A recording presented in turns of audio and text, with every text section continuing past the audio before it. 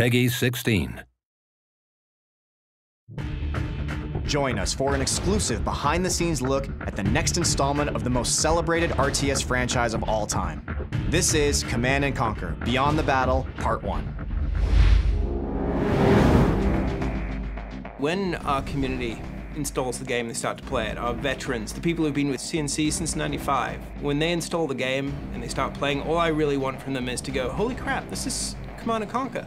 This feels like a Command & Conquer, a classic Command & Conquer game. It feels like Generals. So the core concepts in the original Command & Conquer RTS games were really about building a base, defending that base, and building an assault army that you could go attack the other base. First thing we said is we need to kind of wash the stain of CNC4 away. And to do that, you really have to get back to your roots, to get back to what it was that made your fans in the first place. Well, to me, the roots of Command & Conquer are always about base building that doesn't feel like a chore, harvesting that doesn't require your full attention, and a focus on fast action and lots of viable strategies in the actual combat. Going back to upgrades and abilities that matter, player powers that feel visceral, and then at the same time, super weapons, commando units are back, and then we're adding a couple new flavors in there like caster units that we haven't exposed yet to the public. Well, we're all big Generals fans here, obviously. Looking at the old Generals, there's so many great ideas, so many great mechanics that they built in, so we were lucky to be able to cherry pick the ones we like the best. Now choosing the General is a big part of the game, just as important as choosing the faction you wanted to play. Now, it's like having hundreds of factions, let alone just 3. Each general will have its own set of abilities, upgrades, even player powers will change as well.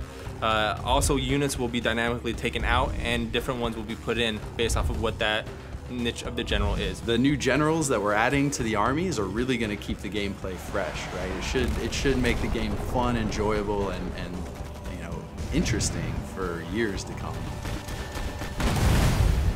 So what I really find exciting about the next Command & Conquer is that this is a product that's going to be aimed directly to consumers, going directly to consumers and appealing to them for the success of the product, but more importantly for the feedback. So fan feedback and metrics are absolutely amazing now in a connected environment.